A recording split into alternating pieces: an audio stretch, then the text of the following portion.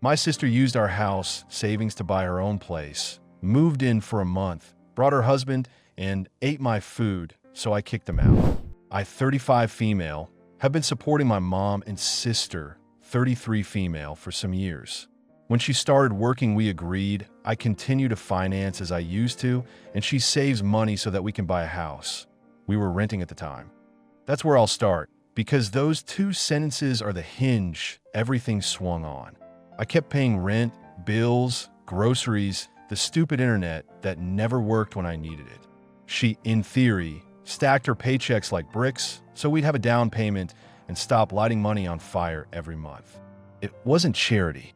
It was a plan. We said it out loud. I'm the one who wrote it down on a sticky note and slapped it on the fridge. You save, I sustain. Q4, house hunting. It was half joke, half manifesto. Every time I packed my lunch at 6 a.m. and left another sad Tupperware of beans and rice on the shelf, I looked at that note and convinced myself it mattered. My mom nodded along the whole time. It's good to plan. Family stays together when we plan, she'd say, while not putting a single coin toward the plan, because I'm on a fixed income somehow had more gravity than my rent going up every December and my manager cutting our overtime, because the company wants to promote a healthier work-life balance. Right after they axed 2 positions and handed me both people's tasks. Whatever. I'm used to carrying weight that isn't mine. Then my sister started dating him. You know the type, because every family has one orbiting. Clean sneakers, new phone, laugh a little too loud at his own jokes, and those big talk phrases that cause permanent eye-roll damage. We're manifesting, we're leveling up, we're in our building era. He worked in another city at first. I didn't love that, because long distance makes people dream in fantasy math. The numbers never have to balance because they live in a cloud. He proposed after 6 months anyway, with one of those Instagram reels where the camera spins and your aunt comments 30 heart emojis like that pays for chairs at the reception. She told me she was using her saved money for their house. Not our house. The one we talked about in whispers after lights out. The one I pictured every time I typed my PIN into the utility website and held my breath gone. She sat on the edge of my bed when she said it, hands twisting the duvet like she was kneading dough. I know we said bye together, but this is faster, she said. We found a place, and it's a good deal, and I'll still help you later, I swear. Once we settle, I didn't shout, "Iwishi de shota." I just sat there and felt something inside me tilt. I said, "So the deal is off," and she rubbed her forehead and said, "Not off, just revised." I stood up, left the room, and washed dishes just to move my hands. Later, she put her head on my shoulder and said, "You're the best." And for some reason, I patted her hair like a dog I didn't adopt. That's on me. They bought their place. He still worked out of town. So the plan was, she stays with me until he finds something here. 1 month, she said, "Max, a month is fine." I said, and I meant it. A month is a favor. A month is good sister behavior. I set up the couch bed and even bought a new pillow because she's picky about pillows. She started bringing home little treats, pastries in white paper bags, and she'd say, "Don't worry, I'll replace the sugar." Like sugar is the expensive part of a household. A month became 3. 3 became 6. I kept paying the rent because the lease was in my name, and when the gas bill doubled, she texted me, "Wow, that's crazy," like it was a news story. She used my shampoo. She left wet towels on the bed. She propped her laptop on a cereal box and streamed shows all day when she wasn't at work, then complained the Wi-Fi lagged if I dared run a load of laundry. "Can you not start it now?" she'd call from the living room. "It's buffering." I started running the washer at midnight, like a raccoon sneaking through my own life. We fought a little. I said, "Hey, can you send me something for groceries?" And she sent $15 with a heart emoji. I said, "The light bill's crazy," and she said, "I'll get you next time. I'm waiting on my overtime to hit." Next time never matched the calendar. When I asked again, she cried, like actual tears, and said, "I can't believe you're nickel-and-diming me while I'm trying to build a life." I stood there with the bill in my hand, feeling like a landlord in a cartoon, top hat and monocle included, even though my socks had holes. Then she got married. Small ceremony, big photos. She asked me to be maid of honor, and pay for my dress because it's your outfit. It's not part of the wedding budget. I paid. I stood up there, smiling while their friends shouted, "Kiss, kiss," and he wobbled her around like a prize he'd won in a claw machine. At the reception, someone's aunt grabbed my elbow and said, "You raised a good one," like I'd cooked her from scratch. I wanted to say she raised herself on my bills, but instead I poured her more wine because that's what I do. I make sure everyone else feels good. After the wedding, the living room stayed the same. Her pillow, her shoes by the door, her tote bag slowly reproducing in the corner like soft rabbits. He came on weekends sometimes. He ate like he was carb loading for a marathon he never ran. He left beer bottles on the counter and took long showers that used up the hot water right when I had to be out the door. He'd shout from the bathroom, "Yo, the water pressure sucks, like I built the pipes." I tried humor. "Hey, your wife told me a month. It's been 8.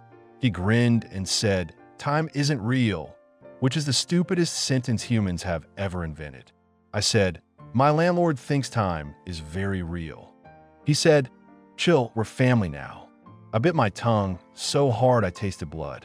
When he finally got a job here, hallelujah, trumpets, confetti cannon, I thought, okay, the cloud clears. But no, the house they bought is far from his office. He'd have to bus and train and then walk, and he decided that was beneath him. So they announced they'd both stay a week or two until they bought a car. I could hear the script in his voice. Week or two. It's always a week or two. I said fine. I shouldn't have said fine.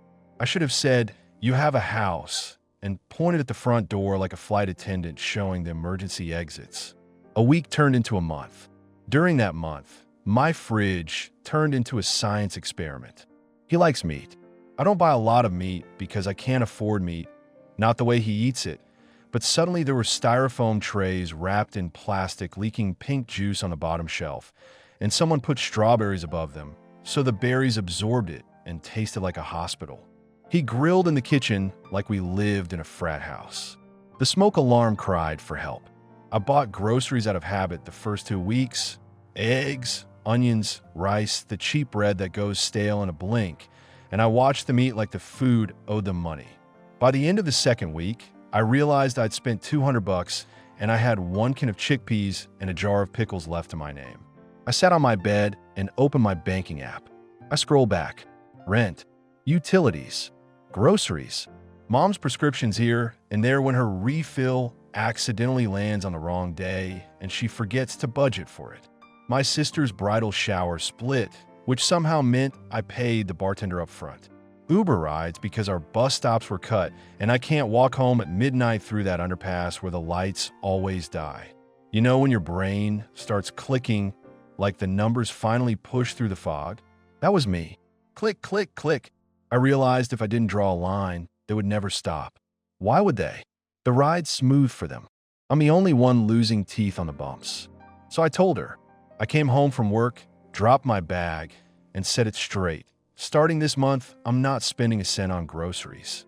I've carried it long enough. It's your turn to take the finances. She blinked at me from the couch. Her laptop lit up her face. What do you mean? I leaned on the doorway to the kitchen and said, I mean exactly what I said. I'm not buying food. I pay rent, I keep the lights on. For the next month, you cover the groceries. It's your turn. Her mouth opened and closed. Okay, she said finally, but she said it like I'd asked her to give me a kidney. Then she pulled the blanket up to her chin and stared at some influencer making smoothies on TikTok like the blender could drown me out. The next morning, the kitchen turned quiet the way kitchens get when no one wants to be the first to blink. The milk jug was light. The coffee tin had maybe 2 tablespoons left. He came in, opened the fridge, stood there letting the cold out, and said, "There's no food." I said, "Yup," and poured the last of the coffee into my thermos. He laughed like I was joking. "So what, we starve," he said. I said, "You're 2 grown adults with jobs." He muttered something about crazy under his breath, loud enough for me to hear it, and I thought, say it louder so I can hear all the way to the bank. She'd buy groceries eventually, just enough to keep the facade going. Some pasta, sauce, frozen pizzas, a bag of salad that melted into green slime by day 3. She put the receipt on the counter like it was evidence in court. 120, she said. I said, Great, and went to work. 3 days later, my mom showed up unannounced with that face like she's about to deliver wisdom or a threat, depending on how the conversation goes. I was standing at the sink, peeling an orange. She set her purse down, took off her coat like she planned to stay a while, and said, "I heard you told your sister you won't buy food anymore." I said it's her turn, I said.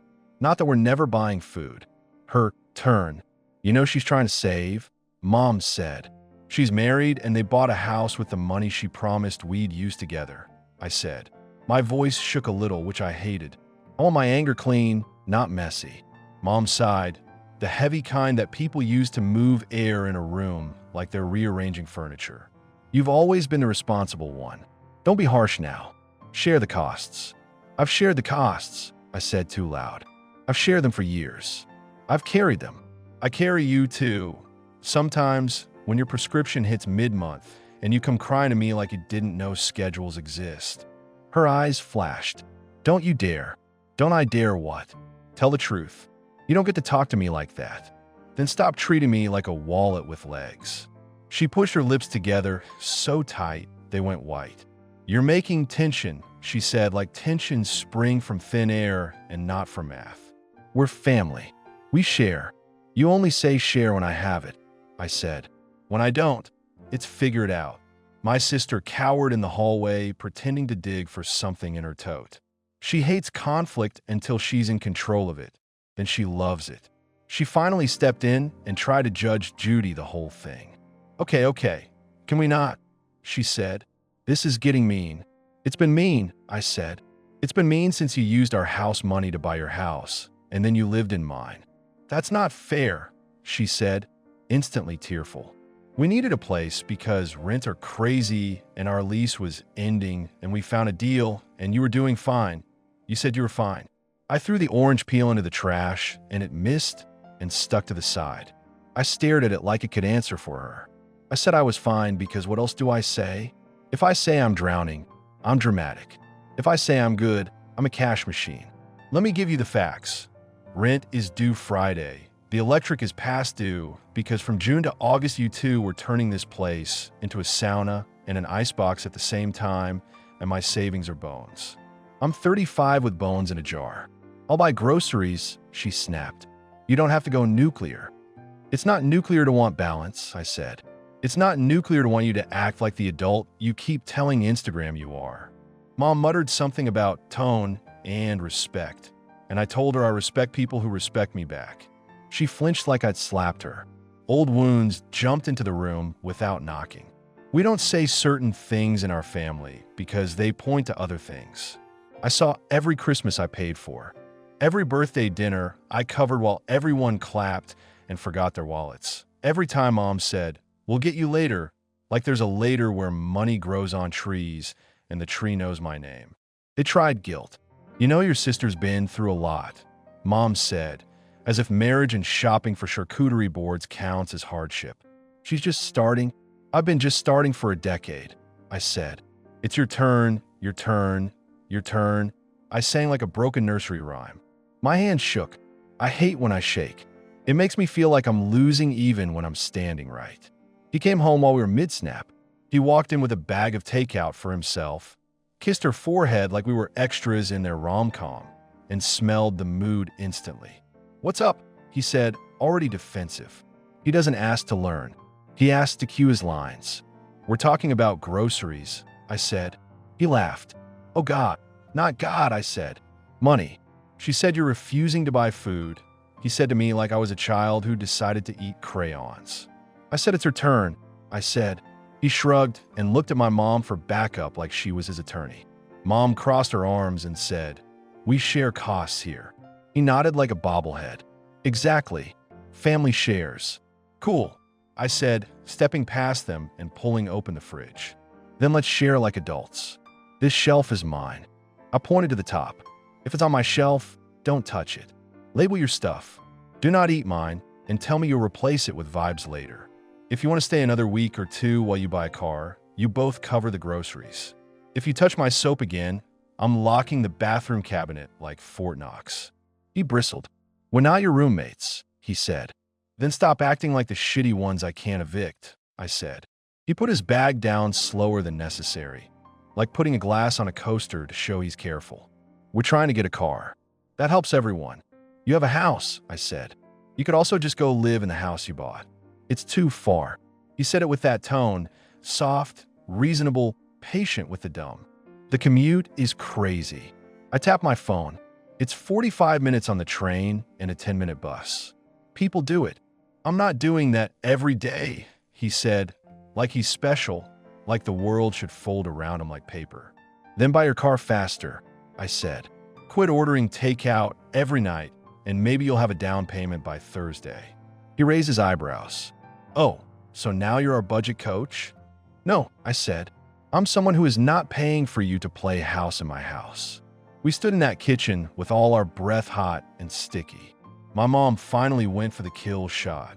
You know, if your father were alive. I cut her off. Don't bring him into this. Dad's not here to pay your bills. I am, and I'm done. She grabbed her purse and left. Big indignation in her footsteps. My sister followed her to the hallway and said, "She's just stressed, like that's a spell you cast, and then everything resets."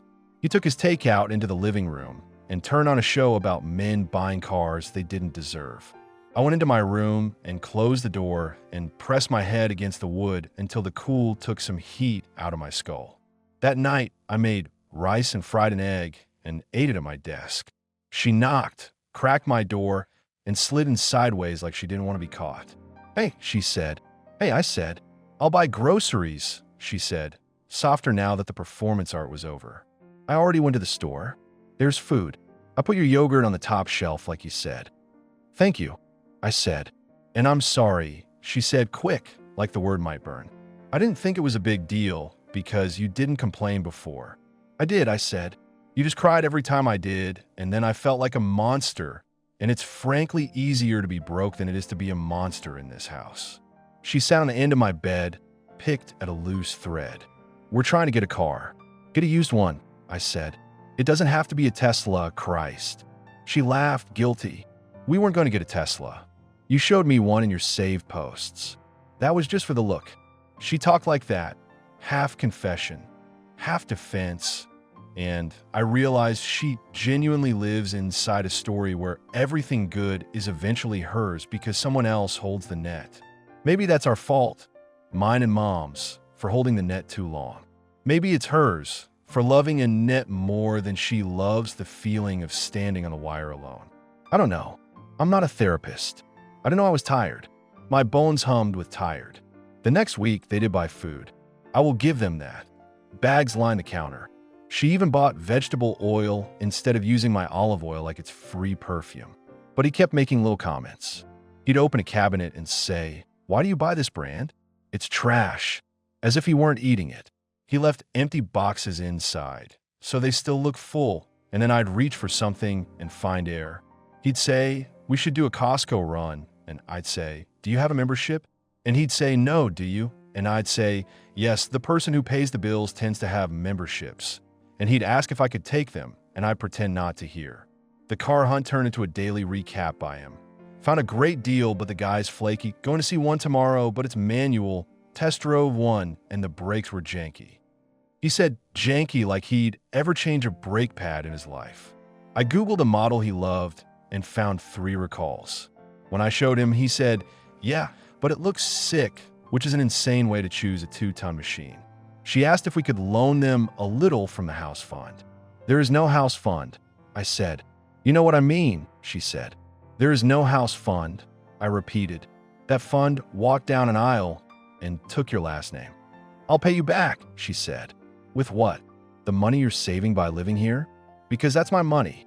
That ended that conversation. She stopped asking me directly and went to Mom instead, and then Mom called me at work while I was elbow deep in a project and said, "Your sister's upset because you're making it hard." I said, "I'm a person, not a hard," and hung up before I said something I couldn't walk back. We had one more war, the worst one, the kind that rearranges furniture inside you. It happened after I found my lunch gone. I'd made pasta with tuna and peas, the cheap meal of champions, and labeled it with a half-joking, half-lethal note. "If you eat this, I will haunt you." I opened the fridge at 5:30 a.m. like I always do, bleary, reaching on autopilot, and the container was there but lighter. I cracked it open, half gone, fork marks on top, like a confession. I saw red. I used to think that's a metaphor. It's not. It's a physical thing. The world tilted in this red way, and my heart banged like it wanted out. I woke her up. I didn't care that it was dawn. I stood over the couch bed and said, "Did you eat my lunch?" She blinked at me, hair everywhere, mascara smeared. "What?" "My lunch. The one labeled. The one you don't touch." She sat up, rubbed her eyes. "I had a bite," she said. "I was hungry." I said, "Then make your own food." She said, "God, you're so dramatic," and pulled the blanket over her face like she was 5. I yanked it off. "You don't get to call me dramatic in a house I could pay for while you live at my hip like a barnacle." He came out shirtless, eyes narrow. "What's your problem?" I said, "My problem is I'm hungry and I work all day and then I come home and you've eaten the thing I prepared for myself." He said, "I'll buy you a new pasta," like we were talking about replacing a light bulb. I said, "Buy yourself a sense of boundary." He told me to calm down, as if those 2 words ever calmed anyone in the history of sound.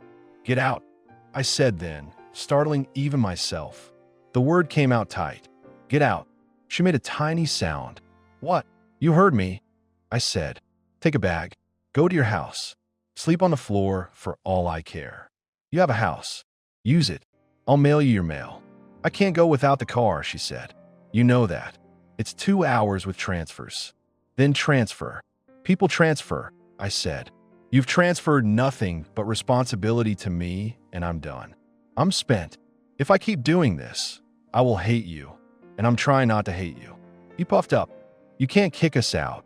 "I can," I said, very calm suddenly, like the red drained and left the cold room. "This is my lease. If you aren't gone by the weekend, I'll change the locks and put your stuff in the entry." "I'm not playing." He scoffed.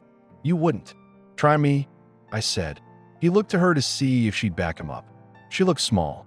She said, "We'll go to Mom's," like that's a solution and not a delay tactic. I said, "Great," and walked away before my mouth said something my heart couldn't live with. They didn't leave that day. They dragged it out over 72 hours of sulking, passive-aggressive dish piles, doors closing too hard. On day 2, she put 3 $20 bills on the counter like a ransom note. "For groceries," she said. "I'm not a charity case." I slid the money back to her and said, "Keep it. You'll need it for the bus." "Petty? Maybe. Clear? Absolutely." Mom called twice daily. The first day, she scolded. The second day, she cried. "I raised you better," she sobbed. "You raised me to survive?" I said. "This is surviving." She said, "I won't forget this." And I said, "Me neither." And we both hung up with our pride bleeding out. On the third day, they packed. It took an hour. That detail killed me. An hour. You can measure your place in someone's life by how long it takes them to leave. They put their tote bags into the trunk of a friend's car because they still didn't have one and they refused to take the bus with all that stuff. He hugged me, weirdly, like we were teammates after a loss. "No hard feelings," he said. I stared at him. "Please respect my space," I said because I had nothing nice left. She stood at the door holding her pillow, the one I bought, and said, "You're cold." "I built a life so I wouldn't freeze," I said. "You can't leave me on the hook when it suits you and call me cold when I unhook myself." She walked out. The door clicked. The quiet after was almost holy. I sat on the floor in the hall and put my head on my knees and let myself cry, ugly and full. Not because I was sorry, but because being the bad guy in your own story is exhausting, even when you know you're right. For 2 days, I ate in silence. I made a real grocery list with the things I like. Not the things that stretch, not the things I purchase to feed grown children, but the things I choose. Peaches, good yogurt, a small piece of salmon I seared and ate with rice and a squeeze of lemon. I went to bed early and slept like someone had finally turned off the generator humming in the basement of my skull. Day 3, my mom came over again. I almost didn't open the door. I did, because I'm apparently incapable of fully closing it on the people who made me. She stood there with a Tupperware of soup. Her eyes were stubborn. I made you something, she said like that cancels debt. We sat at the table and ate the soup. She said, I don't like how this ended, which in mom speak means I don't like that I didn't win. I said, me neither, but it ended. She said, she's hurt. And I said, me too. She said you screamed. And I said, I didn't. I spoke loud. Mom looked around the apartment like she remembered its shape without the extra bodies. It's quiet, she said. You don't have to fill it with guilt, I said. She smiled despite herself. You're your father, she said softly. And I took that the way you take a glass of water from someone who used to hand you nothing. A week later, my sister texted. We got a car, she wrote, followed by a photo of something gently used and practical. I was relieved it didn't look like a spaceship. Congrats, I wrote back. Proud of you for figuring it out. No smiley face, no heart. Just the truth. She replied, we'll bring it by. And I said, no need. Send me a picture of the odometer after your first 1,000, because I've learned if I draw a line, I should color inside it. Since then, the accountant in my brain has gone from doing triage to doing actual math. I made a budget that didn't assume I'm bleeding out for 3. I put $50 in a savings account labeled house. Maybe because it felt like a tiny middle finger to the universe and also a promise to myself. I don't know if I'll ever buy a place. I don't know I won't tie that dream to someone else's wagon again. If I do it, it'll be on legs that are mine. Mom and I still talk. She's careful now, which is a weird, new respect. She asked if I could still help here and there, and I said sometimes, and meant it. Not never. Sometimes. I'll buy her lunch on a Sunday, and we'll argue about salt. I'll take her to the pharmacy, and she'll try to pay me back with coins, and I'll say, no, but I won't be angry. That feels like progress. My sister came by alone last week. She knocked, waited like a normal person, stepped into the living room, and looked around like the furniture had shifted. It feels bigger, she said. That's because the air can move, I said. She laughed and then bit her lip. I'm sorry, she said, for real this time, the kind of sorry that sits. I took advantage. I didn't mean to be that person, but I was. I felt entitled. I nodded. I know, I said. We're not doing that again. She said, we won't, and I believed her 70%, which is my maximum with anyone right now. She pulled a little wad of receipts from her bag and spread them on the table, like evidence that she and money are dating now. We budgeted, she said. I said, good, and meant it, and we moved on. Here's the thing no one tells you about boundaries. They don't protect you from discomfort. They preserve you through it. That month when I said, I'm not spending a cent on groceries felt like dropping a match in a dry forest, but it was actually me building a fire break. They can't run across me anymore. They have to find their own way around. Am I being unreasonable? I asked myself that every day while I stared at the ceiling and counted all the ways I could contort to make everyone else comfortable. But when I strip it down, it's simple. I kept the lights on. I kept food in the fridge. I carried more than my share for years based on a promise that got rerouted to a different address. When I asked for a turn, they call me harsh. When I stopped playing the human subsidy, they call me cold. People call you names when the free ride ends. That doesn't make you the villain. If you're reading this and your sister's on your couch telling you it's just for a month, mark the date.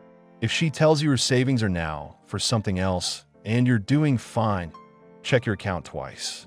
If your mom shows up with a lecture instead of a bag of groceries, stop letting those words into your pantry. If you feel like a monster for wanting balance, you're not. You're just someone who realized time is real, and so are bills, and so is the way resentment eats you alive from the inside like termites. Draw the line before the whole house collapses. I still love them. That's the stupid miracle of family. I don't love them at the cost of myself anymore. That's the new part. I thought the world would end if I said no. It didn't. The sky didn't crack. The rent got paid. The fridge has food I like and it stays where I put it.